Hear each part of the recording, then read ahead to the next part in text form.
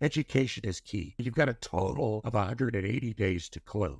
Know what markets you want to go into, know what types of real estate you want to go into. So you've got to have a QI place. I still get calls every month from people who tell me, I just closed last week. I don't want to do it to 31 exchange. I just have to cry with them because I had a guy called yesterday, $7.5 million sale. And he said, well, I was told that as long as the money stayed at the title company, I was okay. Because that's what the IRS calls constructive receipt. You don't actually have the money, but it's under your control. And so the IRS is very clear. So you have to use a QI. We've got documentation at the closing of the sale and at the purchase. Now, there's a couple timing things that will catch people. The first one is that you only have 45 more days after the closing of your sale to identify your potential replacement properties. That's not a lot of time. It's actually a lot more time than you think, but it feels like it's not much time. And so we get out of panic about it anyways. But that's 45 more days after the closing of the sale. And is it to identify? Yes, just identify. That's it. I know. Now you've got a total of 180 days to close. So that's not nearly so bad, but it's that 45 to identify that people freak out about all the time. So when I tell people a couple of things you can do to mitigate, number one, be laser focused. Know what markets you want to go into, know what types of real estate you want to go into. Because with the 1031, you could go from any place in the country to any other place, from any type of real estate to any other type. So if you're not really laser focused on what you're wanting to do and where you're wanting to go, you're going to real quickly just get golden retriever syndrome where you can't focus at all. And that 45 days is going to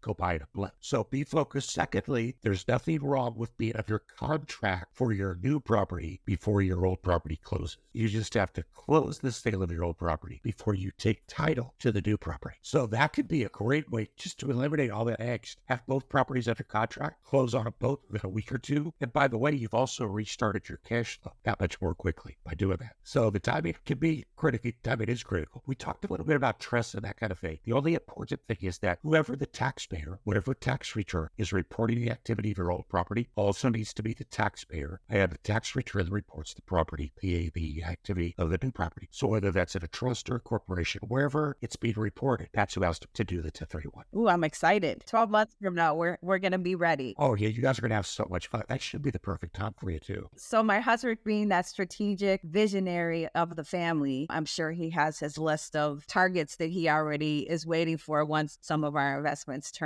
So Dave, where can people find you? Because I know definitely I'm interested in talking to you at the right time when some of our investments turn, and even before that to just talk in more detail. Yeah, as you can imagine, with this being treated by the IRS as like a voodoo black art, so they're not going to tell you anything about it, education is key because you've got to be well educated on this to make it work. But if you are, the sky's the limit on how you can use it. So way back when, we decided that the best thing we could do was actually to become an education company that does 1031 exchanges for me. So if you simply go to our website, the1031investor.com, there are calculators to help you understand the impact of what you're wanting to do. We have a 65 video YouTube channel on every topic imaginable on 1031 exchanges. Articles, the opportunity to talk to myself and our other accountants, and just a whole host of ways. Remember, you have to use a QI anyways. We want to be the QI that doesn't just fill out paper, but we actually educate and walk with you to help you and your husband. It sounds like he's going to be really fun to work with because he's strategic. And that's what will let you. You had mentioned way back at the beginning, the 121 exemption. We talked about how that was for a primary residence. 1031 is for investment property. But here's the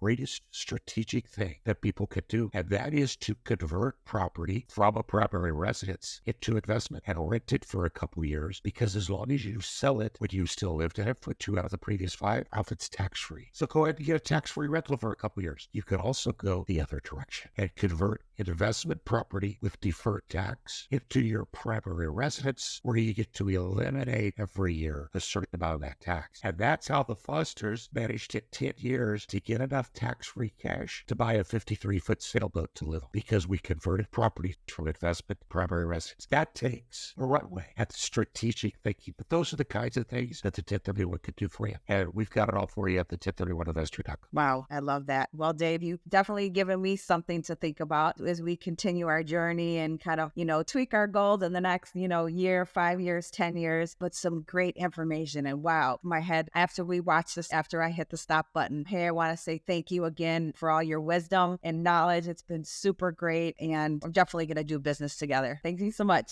Real estate is a huge part of the economy. So you have a shorter life. And so it breaks it down per IRS guidelines. The way it increases your cash flow is by not paying the taxes to the IRS. Jacqueline and Melvin, thank you so much for taking time out of your busy day to listen to this episode of Get Diversified.